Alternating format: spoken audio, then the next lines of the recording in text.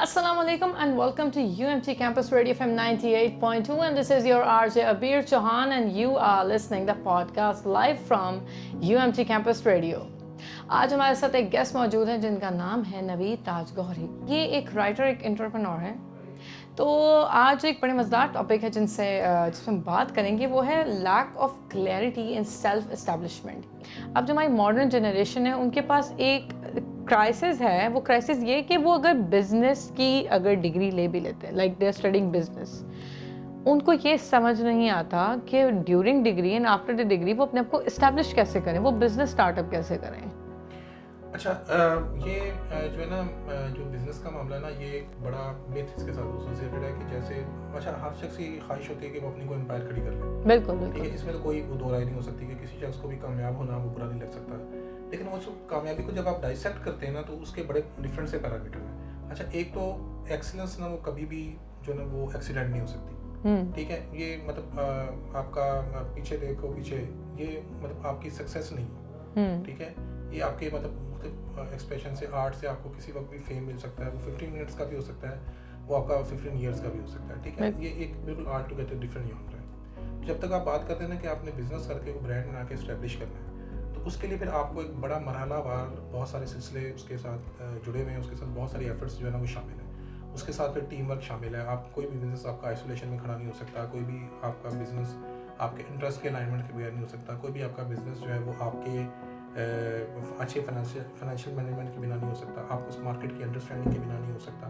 उसमें बहुत सारी रिसर्च भी इन्वॉल्व होती है and so on and on. ठीक है, तो बहुत सारी चीज़ें। अच्छा, जहाँ तक जो बात है ना कि यूथ की या स्टूडेंट्स की, तो एक पहली बात है कि सबसे पहली जो प्राइमरीली चीज़ है ना, वो जो हम अपने टॉपिक पे भी आज शायद जिसके ऊपर बात करना चाहें, वो क्लैरिटी है। सबसे पहले आपको ये क्लैरिटी हो कि आपने करना क्या है। बिल्कुल। अच्छा, ये क्लैरिटी का जो मामला है ना, क्योंकि मैं आपको जो शुरू में मैंने आपसे जो बात स्टार्ट की थी कि मैं इतना सारा जो डाइवर्स एरियाज़ के अंदर मैं बताना आपसे ये चाह रहा था कि इन तमाम एरियाज़ में जो मेजॉरिटी ऑफ इंटरेक्शन है वो यूथ के साथ है। कि चाहे मेरा अपना कैफ़े है, कुछ भी है।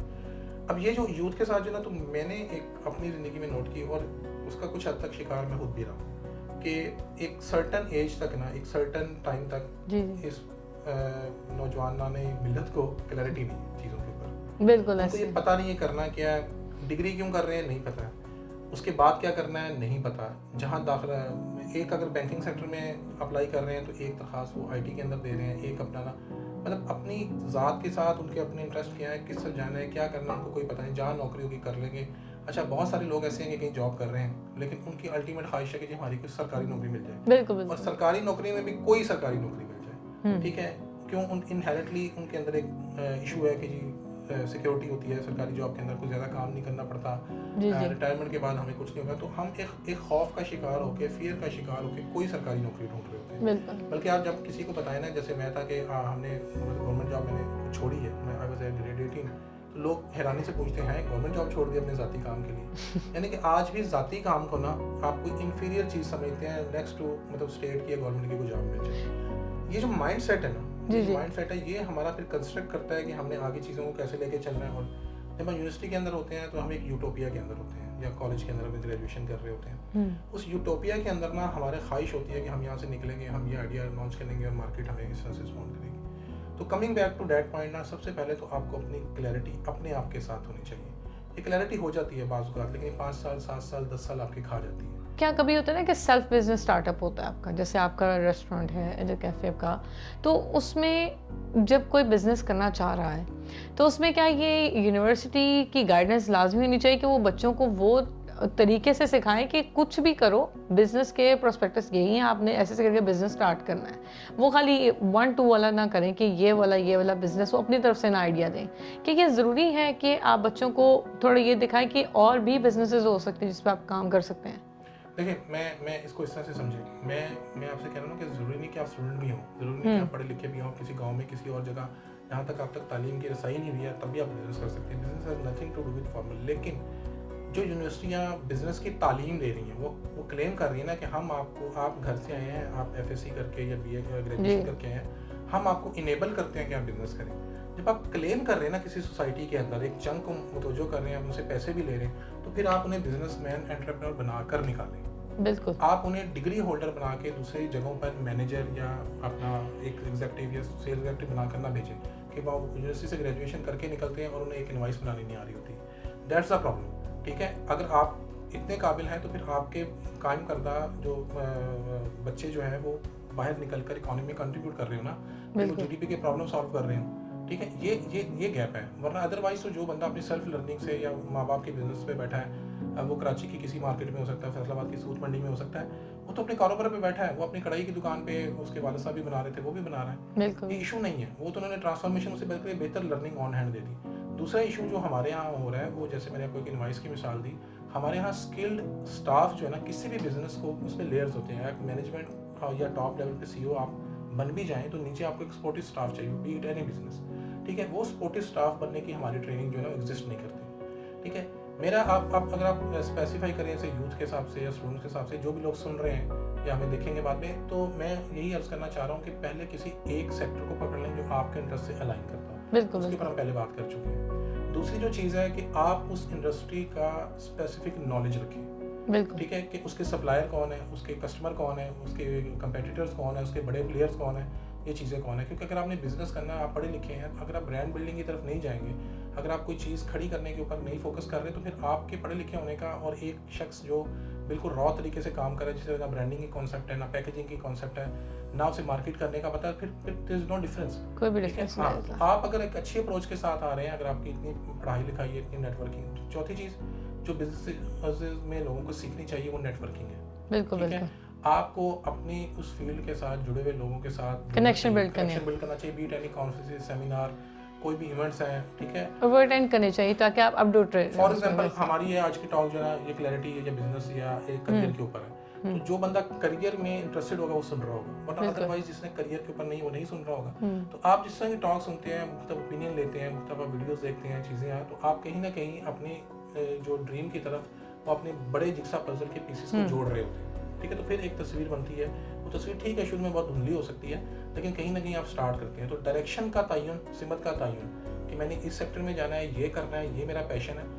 फिर उसके बाद आगे आपके टेक्निकल स्टेप्स हैं। टेक्निकल स्टेप्स से मुराद ये कि हाउ टू एंटर। आपके पास पैसे हैं, ठीक है, तो आपको पता है कि आप एक फिजिबिलिटी बनवाते हैं से भी कि इतने पैसे चाहिए और मैं इस ब्रैकेट में काम कर सकता हूँ। आपके पास पैसे नहीं है, आप किसी उस सेक्टर में किसी जॉब से स्टार्ट कर लें। फॉर एग्जाम्पल आप इम्पोर्ट एक्सपोर्ट का बिजनेस करना चाह रहे हैं, तो आपको उसके तमाम पैरामीटर, उसके एलसी खोलने का, उसकी चीज़ों का, उसके टर्म एंड कंडीशंस का, उसकी बिडिंग का, उसके आरएफक्यूज का, टर्मिनोलॉजी का, लिंगो का, सब चीज़ों का पता होना चाहिए। अगर आप उस मार्केट का प्लेयर बनना है तो आप उसके अंदर किसी तरह भी एंटर हो, चाहे इंटर्नशिप के जरिए दाखिल हो, चाहे आप कुछ अर्सा वो जॉब करें। स्पेशली जिम्मेदारी एक स्टूडेंट की नहीं है कि वो ये गौर करे कि वो क्या, किस चीज़ की एबिलिटी उसके अंदर है और वो क्या चीज़ क्या मतलब कर सकता है कैश। ऑब्वियसली बात है, हम लोग देखा देखी में कोई आईटी में चला गया तो चल आईटी कर लेते हैं, वो कहेगा नहीं भाई मैं बीकॉम कर, बैंकिंग में चले जाते हैं। अब जैसे मैं हूँ, मुझे देखकर मतलब like most of the students को मैंने देखा है कि एंड पे आके ना वो ये कहते हैं कि यार आईटी तो कर लिया, अब वो समझ ही नहीं आती है कि काम क्या करें, और वो कहीं और काम करने लग जाते हैं। लाइक उनका जो बेसिक्स काम है वो उसको छोड़ के कुछ और करके ऑल्टरनेटिव्स काम स्टार्ट कर देते हैं। इसकी जो बिगिनिंग है वो हमारी फैमिली से स्टार्ट होती है। हमारी फैमिली कह देती है कि हमारा बेटा तो आईटी करेगा, हमारी बेटी तो डॉक्टर ही बनेगी। तो क्या ये लाजिम है कि जो वो सोचते हैं वो वही हो कि बच्चे को अपनी एबिलिटी देखनी चाहिए?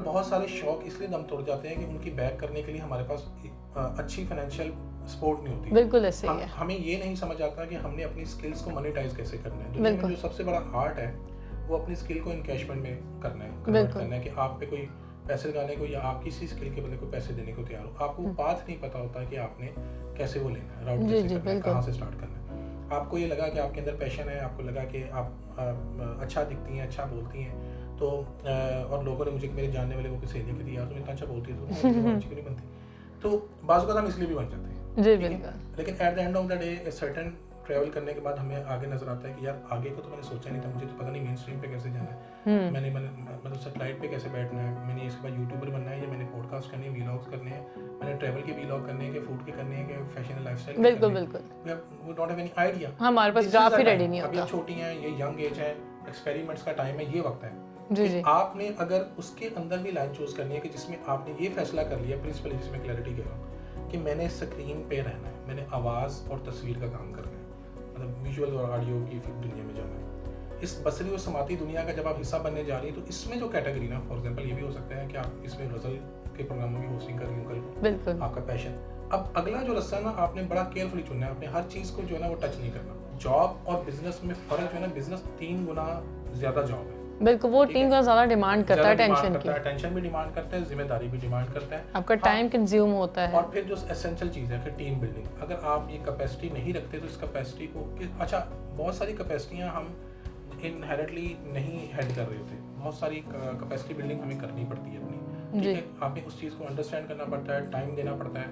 आज आप आर्ट गैलरी रन करना शुरू कर दें तो आपको कोई आर्ट की बेसिक अंडरस्टैंडिंग होनी चाहिए। अभी नहीं है कोई बात नहीं, म्यूजिक का काम करना चाहिए, बेसिक अंडरस्टैंडिंग होनी चाहिए, नहीं है कोई बात नहीं। कुछ अरसे में आप उसकी टर्मिनोलॉजी, उसकी चीज़ें आप सीख जाएंगे, आपको लेकिन टाइम एंड एनर्जी उसके ऊपर इन्वेस्ट करनी पड़ेगी। So how much you are ready to invest your time and energy on a particular thing, जी that will determine your course of action कि आप उसके बिल्कुल सही कह रहे हैं आप ना ज़िंदगी में ना ये सोचें कि आप जब दुनिया से गुजरे ना तो आपका तारुफ किस नाम से हुआ।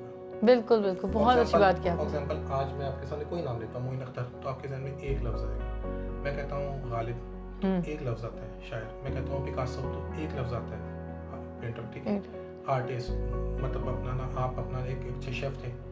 आप जब वो ज़िंदगी का एक सिंगल लफ्ज़ ढूंढ लेते हैं ना जो आपके साथ एसोसिएट होना है, ठीक है, कि आप जासूस हैं, आप सहाफ़ी हैं, आप मतलब अपना क्या बनना चाह रहे हैं, आप फौजी बनना चाह रहे हैं, आप मतलब फौजी का मतलब फाइटर बनना चाह, आप क्या बनना चाह रहे हैं ज़िंदगी में। जब एक लफ्ज़ आप तलाश कर लेते हैं ना तो फिर अपनी डायरेक्शन की जो ना तमाम तर कोशिश उसी डायरेक्शन में लगा दें। मेरा ख्याल है कि ये आपके लिए बड़ा आसान हो जाएगा। अगर आपने एक होस्ट प्रेजेंटर बनना है, ठीक है, तो फिर बाकी की फालतू चीज़ें सब मना कर दें। यार बहुत अच्छी बात की सर आपने। ये खाली मेरे लिए नहीं है, this is advice for everyone who is listening, कि अगर आप उस चीज़ पे पूरा फोकस कर रहे हैं तो वहाँ वो ज़रूर आपका नाम जाना चाहिए, कि आप जब कहीं से भी गुजरें, कहीं किसी महफिल से भी गुजरें तो पता चले कि हाँ ये फ़लाँ बंदा है और ये इसका काम है, ये इसका पेशा है। आई होप कि आपको आज का पॉडकास्ट बहुत अच्छा लगा होगा, और इसी तरह इंशाल्लाह बड़े अच्छे गेस्ट के साथ मैं आऊँगी आपके साथ ढेरों मज़ेदार से टॉपिक से बात करने के लिए। फिल वक्त के लिए मुझे दें इजाज़त और सुनते रहिए UMT कैंपस रेडियो FM 98.2।